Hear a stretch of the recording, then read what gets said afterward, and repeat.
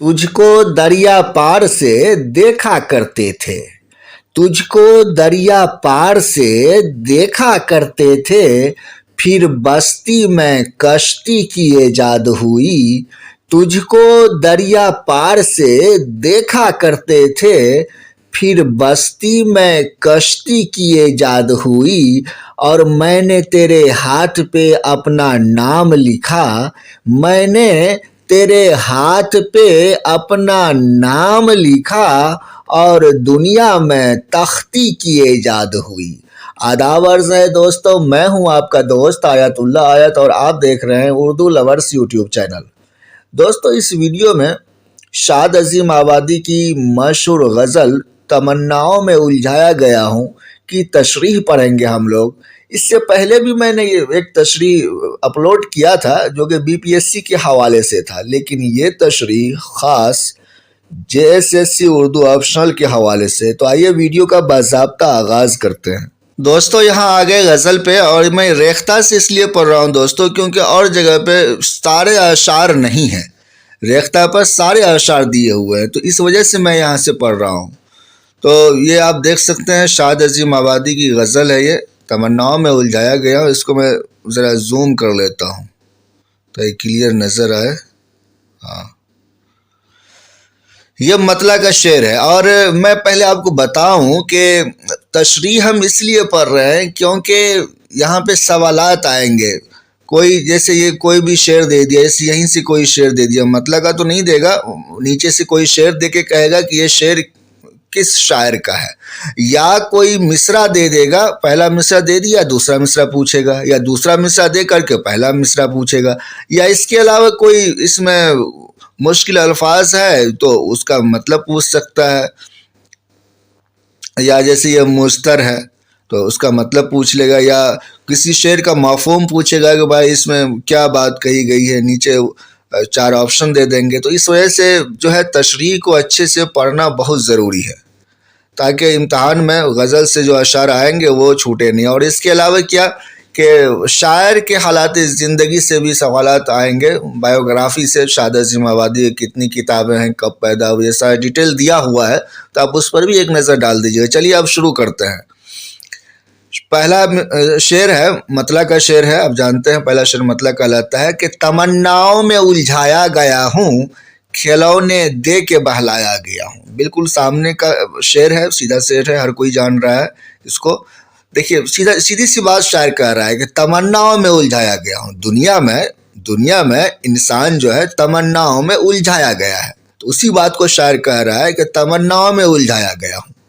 ठीक है, जाहिर सी बात है, दुनिया में हर किसी की ख्वाहिशात है, तमन्नाएं हैं, और ये ख्वाहिशात भी क्यों नेचुरल चीज़ है। जानवरों की कोई ख्वाहिशात नहीं होती, ख्वाहिशात इंसानों की ही होती है, और वो इसलिए क्योंकि इंसान को बनाया ही इसलिए गया। इस दुनिया का मखलूक तो है नहीं, इंसान जन्नत का मखलूक है, जन्नती मखलूक है, तो वहाँ पे ख्वाहिशात जो है इंसानों के अंदर डाला गया था, प्रोग्रामिंग किया गया था ख्वाहिशात को इंसान के अंदर, क्योंकि वहाँ पे ख्वाहिशात पूरी होती है ना। जन्नत में जो भी आप ख्वाहिश करेंगे फ़ौरन पूरी होगी, तो वहाँ पे ख्वाहिशात को प्रोग्रामिंग करके डाल दिया गया था इंसान के अंदर। अब दुनिया में है तो इंसान ख्वाहिशात है लिए, आपका ख्वाहिशात को पूरी करने में बेचैन रहता है इंसान, तो इस वजह से इंसान के अंदर ख्वाहिशात हैं बहुत सारी। तो तमन्नाओं में उलझाया गया हूँ, तो तमन्नाएं हैं इंसान के अंदर दुनिया में, और उस दुनिया में उलझा दिया गया है। और दूसरे मिसरा में कंपेयर करके बता रहा है, कंपेयर करके मिसाल दे के नहीं बताता है, उसी तरह से मिसाल दे के, एग्जाम्पल दे के बता रहा है कि खिलौने दे के बहलाया गया हूँ। यानी कि जिस तरह से एक बच्चे को खिलौने दे के बहला दिया जाता है कि तुम खेलो इससे, जैसे माँ होती है खिलौने दे दिया, हम जरा सा दूसरा काम कर लें घर का, तो उसी तरह से जो है इंसान को दुनिया में खिलौने दे के बहला दिया गया है। और खिलौने क्या, इसी में कहा देगा खिलौने से क्या मुराद है, ये शेर दे देगा और कहेगा कि खिलौने से क्या मुराद है, तो खिलौने से मुराद है ख्वाहिशात, तमन्नाएं, आरज़ुएं, ये सब मुराद है। चलिए आगे बढ़ते हैं दोस्तों। इस शेर में देखिए, हूँ इस कूचे के हर जर्रे से आगाह, इधर से मुद्दतों आया गया हूँ। अब यहाँ भी दुनिया का जिक्र है, ख्याल का तसलसल है। गज़ल में ख्याल का कई बार तसलसल होता है, 2-3 अशार में एक ही ख्याल को शायर बयान करता है, تو یہاں بھی کچھ ایسا ہی ہے کہ ہوں اس کوچے کے ہر ذرے سے آگاہ. مفہوم کے اعتبار سے بالکل جدا گانا ہوتا ہے، لیکن کئی بار خیال کا تسلسل بھی غزل میں دیکھنے ملتا ہے، اور ہر شاعر کے یہاں ملتا ہے. غالب جیسے بڑے شاعر کے یہاں ملتا ہے، میر کے یہاں ملتا ہے. تو ہوں اس کوچے کے ہر ذرے سے آگاہ، ادھر سے مدتوں آیا گیا ہوں. ادھر سے کدھر سے؟ دنیا سے. ہوں اس کوچے کے ہر ذرے سے آگاہ. شاعر کہتا ہے کہ دنیا کے ہر کوچے ہر ذرے سے میں آگاہ ہوں، اور اس قدر آگاہ ہوں کہ ایسا لگتا ہے کہ ادھر سے یعنی دنیا سے مدتوں آیا گیا ہوں. اب یہ شاعر کس بنیاد پہ بول رہا ہے؟ یہ شاعر اپنے علم کی بنیاد پہ بول رہا ہے کہ میرا علم ایسا ہے، ہم اتنا کچھ اس دنیا کے بارے میں جانتے ہیں کہ ایسا لگتا ہے کہ ہم جو ہے مدتوں جو ہے اس دنیا میں آئے بھی ہیں، گئے بھی ہیں، چلے پھرے ہیں، ہر کوچے ہر ذرے سے آگاہ ہے. اب ظاہر سی بات ہے، علم کے وجہ سے انسان کو سب معلوم ہوتا ہے. پریویس ویڈیو میں نے بتایا تھا کہ انسان اپنے علم کی بنیاد پر، آپ کی عمر ابھی 20 سال ہے یا 22 سال ہے یا جو بھی عمر ہے، لیکن آپ 100 سال پہلے کی بات جانتے ہیں نا. کیوں جانتے ہیں؟ کیونکہ آپ کے اندر علم ہے، آپ اپنے علم کی بنیاد پر جانتے ہیں. آپ امریکہ نہیں گئے، امریکہ کے بارے میں تقریباً بہت ساری چیزیں آپ جانتے ہوں گے، اور ایسا جانتے ہوں گے کہ آپ کو لگتا ہوگا کہ بھائی ہم بھلے امریکہ نہیں گئے لیکن ہم امریکہ کے بارے میں بہت ساری چیزیں جانتے ہیں.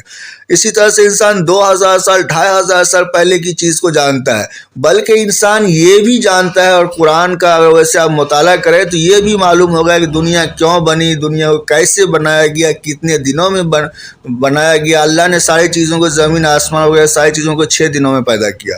تو آپ جانتے ہیں نا بھائی، سب کچھ جان رہے ہیں آپ. اگر آپ کے پاس علم ہے تو علم کا مطلب ہی یہ جاننا ہے. علم کا مطلب کیا؟ علم کا لفظی مطلب جاننے کے ہوتا ہے. اسی بات کو شاعر کہہ رہا ہے کہ ہوں اس کوچے کے ہر ذرے سے آگاہ، ادھر سے مدتوں آیا گیا ہوں. اب یہ شعر مصرع دونوں کو یاد رکھنا ہے. یہ مصرع دے کر کے یہ مصرع پوچھے گا، یا کہ دوسرا مصرع دے کر کے پہلا مصرع پوچھے گا. تو اس طرح سے یاد رکھنے کا ہوتا ہے تاکہ امتحان میں آپ کا سوال نہ چھوٹے. دیکھیں اس شعر میں، نہیں اٹھتے قدم کیوں جانب دیر، نہیں اٹھتے قدم کیوں جانب دیر، کسی مسجد میں بہکایا گیا ہوں. اور دیکھیے پہلا مصرع میں شاعر کہہ رہا ہے کہ نہیں اٹھتے قدم کیوں جانب دیر. دیر کہتے ہیں مندر کو، کہ مندر کی طرف ہمارے قدم کیوں نہیں اٹھتے ہیں، کسی مسجد میں بہکایا گیا ہوں. تو اب جانب دیر یعنی مندر کے طرف قدم نہیں اٹھنے کا یہ مطلب بالکل بھی نہیں ہے کہ مندر جا کر کے پوجا پاٹ کرنے لگ جائے، بت پرستی کرنے لگ جائے. ایسا بالکل شاعر کے کہنے کا مطلب نہیں ہے. شاعر کے کہنے کا مطلب یہ ہے کہ جو لوگ مندر میں جاتے ہیں، ظاہر ہے غیر مسلم جاتے ہیں، ہندو دھرم کے ماننے والے لوگ جاتے ہیں. ویسے تو ہندو کوئی دھرم نہیں ہے، سناتن دھرم یا جو بھی دھرم ہے اس کے ماننے والے لوگ جو ہے مندر جاتے ہیں، پوجا پاٹ کرتے ہیں. تو ایسے لوگوں سے جو کہ مندر جاتے ہیں، پوجا پاٹ کرتے ہیں، دراصل یہ ہندو مسلم ایکتا پر یہ شعر ہے کہ پوجا پاٹ کرتے ہیں، تو ایسے لوگوں سے ہمارے تعلقات اگر اچھے نہیں ہیں، ہم ان سے اگر نفرت کرتے ہیں، اگر ہم ان سے دھرم کو نیچ سمجھتے ہیں، تو جو ہے یہ اس بات کی علامت ہے کہ کسی مسجد میں بہکایا گیا ہوں. مسجد میں بہکانا مطلب کسی مولوی مولانے نے ہمیں جو ہے غلط گیان دے دیا ہے. کیونکہ آج کل جانتے ہیں آپ بہت سارے کٹملے ہوتے ہیں جو کہ بلا وجہ اپنے گھر میں فتویٰ پیدا کر کے فتویٰ دیتے رہتے ہیں اور اپنا لوگوں کو بہکاتے رہتے ہیں. بہکانے کا ہی تو نام ہے. مولوی آج کل ہے کیا، 2-4% اچھے مولانا ہے، باقی تو بہکانے کا ہی کام کرتے ہیں. اور اقبال کی نظم ہے نا، اقبال نے اپنی نظم میں کہا ہے کہ جب شعر ٹھیک سے یاد نہیں ہے، مفہوم سنیے. جب مولانا کو، ایک مولوی کو جنت میں بھیجا گیا تو اقبال صاحب فوراً کھڑے ہو گئے تو کہنے لگے اللہ پاک آپ یہ کیا کر رہے ہیں، یہ مولانا کو آپ نے جنت میں کیسے بھیج دیا؟ مولانا بھی کوئی جنت میں بھیجنے کی چیز ہوتی ہے، اور یہ دنیا میں لوگوں کو بہکا کے آیا ہے. یہ اسی نظم میں ان کا ہے. تو یہ جو ہے دیکھیے شاعر وہی اسی خیال کو یہاں پہ، اب یہ نہیں کہ سیم خیال ہے، یہ الگ بات یہاں پہ شاعر کہہ رہے ہیں شاد عظیم آبادی کہ نہیں اٹھتے قدم کیوں جانب در، یعنی کہ میرا قدم جو ہے، اگر میں جو ہے مندر میں جانے والے لوگوں سے نفرت کر رہا ہوں یا کہ ہندو دھرم یا جو بھی دھرم ہے تو ان کو جو ہے نیچ نظر سے دیکھ رہا ہوں، حقیر سمجھ رہا ہوں، تو اس کا مطلب یہ ہے کہ ہمیں کسی مولانا نے مسجد میں غلط طریقے سے گیان دے دیا ہے، غلط طریقے سے بہکا دیا ہے۔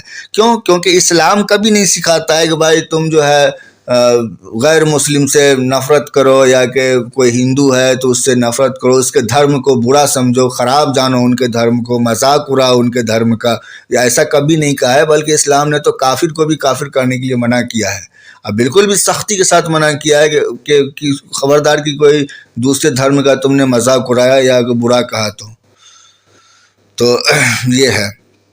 اور ویسے بھی یہ اسلام میں بالکل دیا ہوا، آپ کسی بھی سے بھی پوچھ سکتے ہیں، میں تو خود پڑھ کر کے آپ کو بتا رہا ہوں۔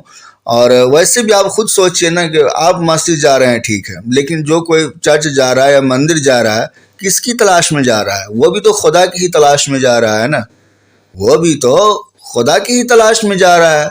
ذرا سا اگر آپ سوچیں تو تلاش کرنے کا طریقہ الگ ہے، وہ تھوڑا وہاں پہ بت بنا دیتا ہے، لیکن آپ ان سے پوچھیے بھائی کن کے تلاش میں آتے ہو، تو کسی انسان کا نام نہیں بتائے گا، وہی کہے گا میں تو ایشور کے لیے یہاں پہ آیا ہوں، ایشور کی پرارتھنا کرنے آیا ہوں۔ چلیے آگے بڑھتے ہیں، اس کو دیکھتے ہیں۔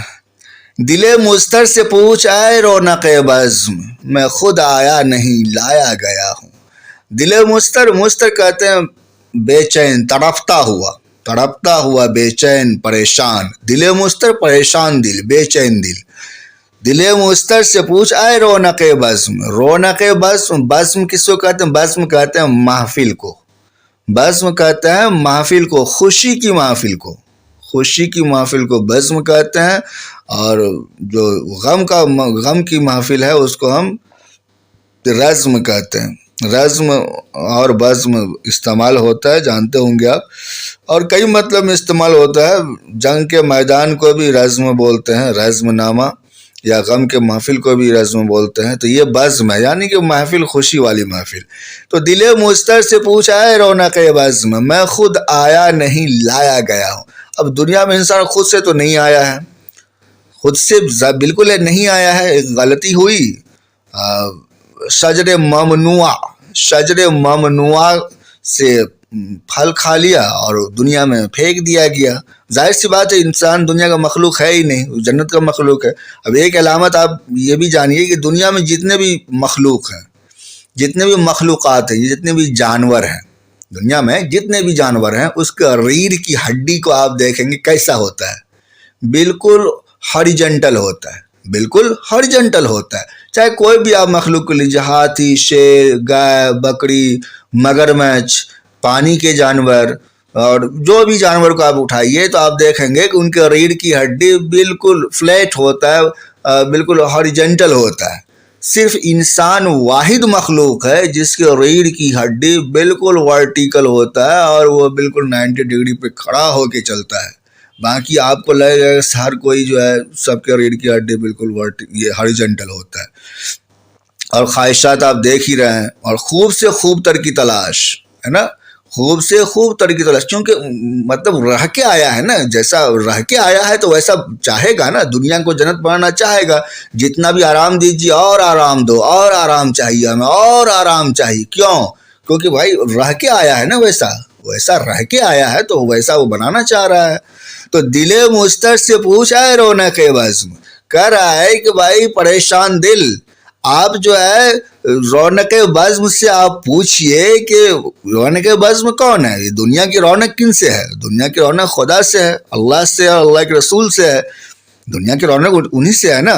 تو میں خود آیا نہیں لایا گیا ہوں۔ اگر پریشان دل ہے آپ کا، دنیا میں خواہشات اور تمناؤں کی وجہ سے بہت زیادہ پریشان ہو گئے ہیں، یا کہ بہت زیادہ دکھی ہیں، تو اس میں آپ پریشان مت ہوئیے، آپ کی غلطی نہیں ہے، آپ تو لائے گئے ہیں نا، آپ خود سے تھوڑی آئے ہیں، آپ تو لائے گئے ہیں، آپ تو لائے گئے ہیں۔ تو دل مضطر سے پوچھ اے رونق بزم، میں خود آیا نہیں لایا گیا ہوں۔ تو اس لیے جو ہے یہ خدا کی ہی طرف سے ہے، خدا کی ہی طرف سے ہے۔ صبر اور شکر کی بات شاعر کہہ رہا ہے کہ بھائی دنیا میں جو اگر آپ پریشان ہیں، دکھی ہیں، تو آپ خود پر الزام مت لیجئے کہ بھائی آپ اپنے وجہ سے خود سے ہی یہاں پہ دنیا میں آگے بھیجا گیا ہے، اور بھیجا گیا ہے تو آپ کے اندر پریشان دل ہے، تو یہ اس کو خدا ہی سکون دے سکتا ہے۔ رونے کے بزم سے مراد خدا ہے، اللہ سے شاعر کہتا ہے کہ اپنے دل کو کہہ رہا ہے کہ تم جو ہے خدا سے رونے کے بزم سے اللہ سے پوچھ لیجئے کہ جو ہے اللہ نے ہی تو بھیجا ہے دنیا میں، کوئی خود سے ہم تھوڑی آ گئے ہیں۔ اس طرح کی بات شاعر کہہ رہا ہے یہاں پہ۔ دیکھیے اس شعر میں دوستو، سویرا ہے بہت اے شور محشر، ابھی بیکار اٹھوایا گیا ہوں۔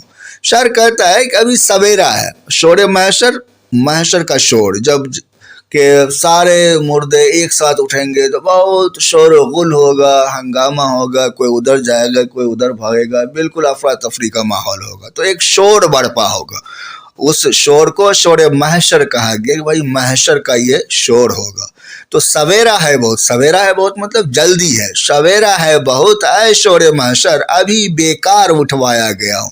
اب اس شعر میں کئی مفہوم ہوں گے، ایک میں آپ کو بتاتا ہوں۔ شاعر اپنے دکھ درد کو بیان کر رہا ہے، شاعر کہہ رہا ہے کہ میرے اندر جو غم ہے، دکھ ہے، جو ہنگامہ برپا ہے، وہ شور محشر کے جیسا ہے۔ جو ہنگامہ برپا ہے وہ شور محشر کے جیسا ہنگامہ میرے اندر برپا ہے، اور ابھی بیکار اٹھوایا گیا ہوں۔ تو شاعر کہہ رہا ہے کہ ابھی تو شور محشر ہے نہیں، ابھی تو قیامت آئی نہیں ہے، تو اتنا جلدی اور اس سے پہلے، قیامت سے پہلے ہی میرے اندر جو ہے، میرے دل میں کیوں ایک قیامت برپا ہے؟ قیامت سے پہلے ہی، شور محشر سے پہلے ہی میرے دل میں کیوں اتنا ہنگامہ برپا ہے؟ کیوں جو ہے ایک قیامت جیسا لگ رہا ہے میرے دل میں؟ اتنی تکلیف کیوں ہے؟ بے چینی کیوں ہے؟ اسی بات کو کہہ رہا ہے کہ ابھی بیکار اٹھوایا گیا ہوں، ابھی تو ہے نہیں شور محشر، تو ابھی کیوں ہم پریشان ہیں؟ دیکھیے آگے اس شعر میں چلتے ہیں دوستوں۔ شاعر کہتا ہے کہ ستایا آ کے پہروں آرزوؤں نے، جو دم بھر آپ میں پایا گیا۔ پھر یہاں پہ جو ہے آرزوؤں اور تمناؤں کی بات کر رہے ہیں شاعر کے، دنیا میں جو ہے میں جب بھی چاہتا ہوں کہ بھائی اطمینان سے رہوں، سکون سے رہوں، اور تھوڑا سا ٹینشن فری ہو کر کے رہوں، تو کیا ہوتا ہے کہ پہروں، آرزویں، خواہشات جو ہے یہ آ کے ہمیں ستاتے ہیں۔ پہروں مطلب زیادہ دیر تک، بہت دیر تک، پہروں، کئی پہروں تک، پہر سے پہروں ہے، تو ستایا آ کے پہروں آرزوؤں نے، مطلب کئی پہروں تک آرزوؤں نے آ کے ستایا ہمیں، جو دم بھر آپ میں پایا گیا۔ آپ میں پانا جانا، آپ میں پایا جانا کا مطلب کیا؟ آپ میں پایا جانا کا مطلب ہے کہ تھوڑا سکون لینا، تھوڑا ریسٹ لینا، تھوڑا اطمینان ہونا، تو اس کو کہتے ہیں آپ میں پایا جانا۔ دو دم بھر، دم بھر مطلب ایک دم، دو دم لوگ کہتے ہیں نا، تو جو دم بھر، جتنا میں ہم ایک سانس لیتے ہیں وہ ایک دم ہوا، تو جو دم بھر آپ میں پایا گیا۔ یعنی کہ شاعر کہتا ہے کہ دنیا کی تکالیف، مصائب اور جتنے بھی خواہشات، تمنائیں، آرزویں سے تھوڑا سا جو ہے ہم جو ہے ڈسٹینس بنا کر کے، تھوڑا سا الگ ہٹ کے، تھوڑا سکون سے جیسی رہنا چاہتے ہیں کہ فوراً آرزویں، خواہشات، تمنائیں آ کر ہمیں پہاڑوں ستاتے ہیں۔ دیکھیں اس شعر میں، نہ تھا میں معتقد اعجاز میں کا، بڑی مشکل سے منوایا گیا ہوں۔ ٹھیک ہے، بڑی مشکل سے منوایا گیا ہوں، نہ تھا میں معتقد ہے، نہ تھا میں معتقد اعجاز میں کا۔ معتقد کس کو کہتے ہیں؟ یقین سے بنا ہے، یقین، اعتماد، اعتقاد، معتقد، یقین رکھنا۔ نہ تھا میں معتقد اعجاز میں کا، اعجاز میں کس کو کہتے ہیں؟ اعجاز میں کس کو کہتے ہیں؟ اعجاز کہتے ہیں، اعجاز ورڈ بنا ہے معاجزہ سے، معاجزہ دکھاتے ہیں، انبیاء کرام دکھاتے تھے، ابھی بھی جو ولی اللہ ہوتے ہیں ان کے کئی معاجزے ہوتے ہیں، کرشمہ دکھانا، کرشمہ بھی کہہ سکتے ہیں۔ تو شاعر کہتا ہے کہ جو میں تو شراب جانتی ہیں کہ میں شراب کے کرشمے پر یقین نہیں رکھتا تھا، میں شراب کے کرشمے پر جو معجزہ ہوتا ہے شراب کا، اس پر میں یقین نہیں تھا، میرا بالکل بھی نہیں تھا یقین۔ بڑی مشکل سے منوایا گیا ہوں، بڑی مشکل سے منوایا گیا ہوں۔ تو اب کئی مفہوم نکلیں گے اس کی، دنیا کے اعتبار سے بھی، اور اگر آپ سیدھا سا مطلب لیں گے تو شراب کے اعتبار سے بھی۔ لیکن آپ دیکھیے شاعر کیا کہہ رہا ہے کہ نہ تھا میں معتقد اعجاز میں کا۔ اب اعجاز میں کس کو کہا گیا؟ بڑی مشکل سے منوایا گیا ہوں، بڑی مشکل سے منوایا گیا ہوں۔ تو دنیا پر لے کے چلتے ہیں کہ دیکھیے دنیا میں جو ہے یہ جو میں سے مراد خواہشات، تمنائیں اور آرزویں ہیں، اور دنیا میں انسان کو خواہشات، تمنائیں اور آرزویں دے کر کے منوایا گیا ہے۔ جب انسان کو بھیجا گیا تو انسان کی کوئی خواہش جو ہے پوری ہوتی نہیں تھی، جنت تو ہے نہیں ہے دنیا، تو خواہشات دے دیا اور اس میں انسان جو ہے الجھا رہتا ہے، اسی خواہشات کو پورا کرنے میں لگا رہتا ہے۔ نہ تھا میں معتقد، ہمیں جو ہے یقین نہیں تھا، ہمیں جو ہے یقین نہیں تھا۔ اعجاز میں آیا ہوا ہے خواہشات اور تمناؤں کے لیے، اور بھی مفہوم نکلیں گے دوست، اب یہ مت سمجھے یہی ایک مفہوم ہے، لیکن اگر میں 2-4 مفہوم بتاؤں گا تو پھر یہاں پہ ٹائم زیادہ لگے گا۔ تو شاعر کہہ رہا ہے کہ مجھے کوئی یقین نہیں تھا کہ جب ہمیں دنیا میں بھیجا گیا تو یہ خواہشات، یہ تمنائیں جو ہے جس کو اعجاز میں کہا گیا یہاں پہ، یہ ہمارے دل بہلانے کے کام آئے گا یا کہ ہمیں منہمک اور بزی رکھنے کے کام آئے گا، تو ایسا مجھے یقین نہیں تھا۔ لیکن ہمیں بہت مشکل سے کہا گیا ہے کہ تم جاؤ، کوئی دقت نہیں ہوگی، یہ خواہشات، یہ تمنائیں تمہاری زندگی کو یوں چٹکیوں میں گزار دے گا کہ تم کو پتہ بھی نہیں چلے گا کہ دنیا میں کب آئے اور کب جا رہے ہیں، تو بڑی مشکل سے منوایا گیا ہوں۔ اسی بات کو شاعر نے یہاں کہا ہے کہ نہ تھا میں معتقد اعجاز میں کا، بڑی مشکل سے منوایا گیا ہوں۔ دیکھیے اس شعر میں دوستوں، لحد میں کیوں نہ جاؤں منہ چھپا کر، بھاری محفل سے اٹھوایا گیا۔ یہ شعر دیکھیے، یہ دونوں سیم ہے، یہ دونوں سیم ہے، اور کہا گیا ہوگا یہ ایک ورڈ کا بس الگ ہے۔ تو لحد میں کیوں نہ جاؤں منہ چھپا کر، جانتے ہیں آپ لحد قبر کو کہتے ہیں، کہ لحد میں کیوں نہ جاؤں منہ چھپا کر، بھاری محفل سے اٹھوایا گیا ہوں۔ ظاہر ہے کہ جب انسان مرتا ہے تو ایک طرح سے سمجھیے کہ بھاری محفل سے ہی اٹھوایا جاتا ہے، ان کے سارے لوگ ہوتے ہیں، گھر والے ہوتے ہیں، دوست احباب ہوتے ہیں، سب ہوتے ہیں، تو بھاری محفل سے جو ہے ان کو اٹھا لیا جاتا ہے، ملک الموت آتے ہیں، بھاری محفل سے ان کو اٹھا لیا جاتا ہے۔ تو کہہ رہا ہے شاعر کہ لحاظ میں کیوں نہ جاؤں منہ چھپا، کیا منہ دکھاؤں گا، کیا منہ دکھاؤں گا، منہ چھپا کے ہی تو جانا پڑے گا۔ کیوں؟ کیونکہ ہمیں تو بھاری محفل سے اٹھوایا گیا ہے۔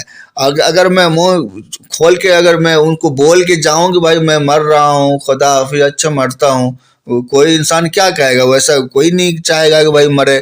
تو اسی لیے کہا گیا کہ لحاظ میں دشمن چاہے گا کہ آپ مر جائیں، میں دشمنوں کی بات نہیں کر رہا ہوں، دوست احباب کی بات کر رہا ہوں۔ لحاظ میں کیوں نہ جاؤں منہ چھپا کر، بھاری محفل سے اٹھوایا گیا۔ اس کے بھی کئی مفہوم نکلیں گے، بھاری محفل سے اٹھوایا گیا ہوں، کہ شاعر کہتا ہے کہ بھائی میں لحاظ میں جاؤں گا، منہ چھپا کے جا رہا ہوں۔ مرنا، دنیا سے جو رخصت ہونا، اس کو منہ چھپا کے ہی کہا جانا ہوتا ہے، کیونکہ وہ کوئی بھی انسان جو ہے اس طرح سے جا نہیں سکتا ہے، مر نہیں سکتا ہے۔ پہلی بات تو کوئی مرنا نہیں چاہتا ہے، پہلی بات تو کوئی مرنا ہی نہیں چاہتا ہے، لیکن زبردستی اٹھا لیا جاتا ہے نا۔ انسان کے چاہنے نہیں چاہنے سے کیا ہوتا ہے، خدا جو چاہتا ہے وہ ہوتا ہے، تو انسان کو زبردستی اٹھا لیا جاتا ہے۔ تو اس وجہ سے انسان اپنے دوست احباب کو، رشتہ داروں کو منہ دکھانے کے لائق نہیں بچتا ہے کہ وہ ان کو دکھائے منہ۔ تو اب ویسے بھی ظاہری طور پر آپ دیکھیں گے تو جب جاتا ہے قبر میں ڈالا جاتا ہے تو انسان کا منہ چھپا ہوا ہی ہوتا ہے، منہ ڈھک کے ہی لے جاتا ہے کفن میں۔ تو لحد میں کیوں نہ جاؤں منہ چھپا کر، بھاری محفل سے اٹھوایا گیا ہوں۔ اور بھی مفہوم ہوں گے یہاں پہ، اگر آپ چاہیں تو میں ایک اور بتاتا ہوں۔ دیکھیے، جب انسان جنت میں تھا تو لحد میں کیوں نہ جاؤں منہ چھپا کر، جب انسان جنت میں تھا تو اپنا سارے اس کے ساتھ تھے جتنے بھی ان کے نوکر چاکر سارے ہوتے ہیں جنت میں نا، حور پریاں سب ہوتی ہے، تو وہ ان کی محفل بھری ہوئی تھی۔ وہاں سے ان کو کیا کیا، زبردستی اٹھا لیا گیا، جاؤ یہاں تمہاری ضرورت نہیں ہے، تم نے غلطی کی ہے، تو تم جاؤ یہاں سے دنیا نام کے پلانٹ پہ جاؤ اور وہیں تم کو رہنا ہے۔ تو اب لحد میں کیوں نہ جاؤ منہ چھپا کر، اب جب یہاں دنیا سے انسان رخصت ہوتا ہے، چلا جاتا ہے، تو منہ چھپا کے ہی جانا ہوا، کیونکہ ان کو ایک بھاری محفل سے اٹھوا لیا گیا ہوتا ہے، دنیا سے ہٹا لیا جاتا ہے۔ تو دنیا میں پورے جب تک انسان زندہ رہتا ہے تب تک ان کی حالت یہ ہوتی ہے کہ وہ کبھی بھی خوش نہیں ہوتے۔ کوئی انسان سے آپ پوچھیں گے تم خوش ہو، تو خوش رہنے کا سوال ہی نہیں ہے نا، وہ خوشی ان کو میسر ہی نہیں ہو سکتی جو کہ جنت میں انسان کو حاصل تھی۔ تو اس وجہ سے انسان کہیں نہ کہیں پریشان حال ہوتا ہے۔ تو جب وہ مرتا ہے تو لحد میں کیوں نہ جاؤں منہ چھپا، کیونکہ وہ ذلت جو کہ جنت میں ان کو ملی تھی، تو تو اس وجہ سے انسان قبر میں منہ چھپا کے جاتا ہے. تو یہ بھی ایک مفہوم ہوگا اور دوسرا بھی ہوگا اور بھی کئی طرح کے ہوں گے. باقی آپ کچھ یاد رکھیے گا اس میں سے. کچھ کسی چیز کا مطلب پوچھ دے گا، لحد کا مطلب پوچھ دیا یا کچھ پوچھ دیا تو اس کو آپ یاد رکھیے گا. دیکھیے آدم میں کیوں نہ جاؤں منہ چھپا، اب اسی بات کو کر یہاں آدم کر دیا. آدم کا مطلب کیا ہوتا ہے؟ آدم کا مطلب ہوتا ہے کہ نہیں ہونا، نہیں پایا جانا. ہم کہتے ہیں نا تمہاری عدم موجودگی میں ہم نے یہ کام کیا، یعنی کہ تمہاری غیر موجودگی میں. تو آدم کا مطلب ہوا نہیں پایا جانا، نہیں ہونا. اور نہیں ہونے کا کیا مطلب ہے؟ نہیں ہونے کا مطلب ہے موت. نہیں ہونے کا مطلب ہے موت، انسان کا نہیں ہونا موت. تو اب اسی ہے قبر میں کیوں نہ جاؤں منہ چھپا کر، اور آدم میں کیوں نہ جاؤں منہ چھپا، یعنی کہ موت یا انتقال میں کیوں نہ جاؤں منہ چھپا کر. تو بات وہی ہے، کوئی فرق نہیں. آگے بڑھتے ہیں. دیکھیے یہ آخری شعر ہے دوستوں. آخری شعر کیا کہلاتا ہے غزل کا؟ آپ جانتے ہوں گے، بالکل یاد رکھیے گا. مقطع کہلاتا ہے. پہلا شعر مطلع ہے، آخری شعر مقطع کہلاتا ہے، جس میں شاعر اپنا تخلص پیش کرتا ہے، جیسے کہ شاعر نے یہاں کیا ہے. کہہ رہا ہے شاعر کہ کجا میں اور کجا ہے شاد دنیا، کہاں سے کس جگہ لایا گیا ہوں. اب وہی بات ہے، بالکل جنت کی بات ہو رہی ہے یہاں پہ. کجا میں، کجا مطلب کجا کیا؟ کہاں. کجا فارسی ورڈ ہے، کجا کا مطلب ہوتا ہے کہاں. تو کہاں میں اور کہاں ہے شاد دنیا، کہاں سے کس جگہ لایا گیا ہوں. سیدھی سی بات شاعر کہہ رہا ہے کہاں میں جنت میں رہنے والا مخلوق، جنتی مخلوق، اور کہاں یہ دنیا، سڑی ہوئی دنیا. ظاہر سی بات ہے سڑی ہوئی دنیا جنت کے سامنے اگر کمپیئر کر کے دیکھیں تو کتابوں میں آتا ہے کہ جنت میں جو کوڑا پھینکنے کی جگہ ہے نا، وہ بھی اس دنیا سے، اور دنیا میں جو کچھ بھی ہے وہ سب کچھ سے اچھا ہے. تو کمپیئر بھی نہیں کر سکتے ہیں. تو اللہ نے کہا ہے نا کہ جنت ایسی چیز ہے کہ انسانوں کے ذہن پر خیال تک نہیں گزرا، انسان سوچ بھی نہیں سکتا ہے. انسان سوچ بھی نہیں سکتا ہے کہ جنت کتنی خوبصورت ہے. تو اسی لیے شاعر کہہ رہا ہے کہ کجا میں جنت میں رہنے والا مخلوق، اور کجا ہے شاد دنیا، کہاں سے کس جگہ لایا گیا. یعنی کہ کتنی اچھی جگہ سے جہاں ہماری ساری خواہشات پوری ہوتی تھی، اور یہاں دنیا میں کوئی خواہشات پوری نہیں ہوتی. وہاں میں بولتا ہوں جنت میں جو بھی میری خواہش ہوتی تھی فوراً آن دا اسپاٹ پورا ہوتا تھا. اور دنیا میں جو ہے ایک خواہش پوری کرنے میں انسان کی زندگی نکل جاتی ہے کہ وہ سوچتا ہے کوئی جو ہے یہ لے لوں، جگہ لے لوں، زمین لے لوں، گھر لے لوں. یہ سب کرنے میں ان کی پوری زندگی گزر جاتی، کوئی خواہش پوری نہیں ہوتی. یا سوچتا ہے کہ ہاں بھائی کوئی میں بڑا آفیسر بن جاؤں، تو وہ خواہش میں 100 میں 2 لوگوں کی پوری ہوتی ہے. تو خواہشات پوری نہیں ہو رہی نا، یہاں پہ بہت کم خواہشات پوری ہو رہی ہے. اور جنت میں ساری کی ساری خواہشات پوری ہوتی تھی. تو بہت طرح کی چیزیں ہیں اور کوئی پریشانی نہیں تھی. تو انسان جنتی مخلوق ہے، اسی لیے کہا گیا ہے کہ کجا میں اور کجا ہے شاد دنیا، کہاں سے کس جگہ لایا گیا ہوں. تو یہی تشریح تھی دوستوں، اور ذہن میں رکھیے گا اس کے اشعار، کیونکہ ایک مصرع دے کے دوسرا مصرع پوچھے گا. جتنے بھی ورڈس آئے ہیں اس کا مطلب یاد رکھیے گا، اور شعر یاد رکھیے گا کہ بھائی شعر دے کے آپ کو شاعر کا نام پوچھے گا. یہ ہے گیا ہوں، یہ ردیف ہے. ردیف سے آپ پکڑ لیجئے گا کہ یہ جو شاد عظیم آبادی کا شعر ہے. ٹھیک ہے، گیا ہوں ہے نا، ہاں ٹھیک ہے. اور یہ ہے قافیہ، اٹھوایا، جگہ لایا. قافیہ کی پہچان یہ کہ اس کا آخر کا جو وائس ہے، ساؤنڈ ہے، وہ سیم ہوتا ہے. حرف پر نہیں جائیے گا، حرف پہ کوئی کاؤنٹ نہیں ہوتا ہے، ساؤنڈ سے کاؤنٹ ہوتا ہے. جو وائس ہے نا اس سے کاؤنٹ ہوتا ہے. اس سے ہم دیکھتے ہیں کہ بھائی یہ جو ہے قافیہ ہے، یہ قافیہ ہے. تو اٹھوایا، لگوایا، اس طرح سے ہوتا ہے. تو چلیے پھر ملتے ہیں دوستوں کسی نئے ویڈیو میں. اپنا بہت سارا خیال رکھیں آپ. اللہ حافظ.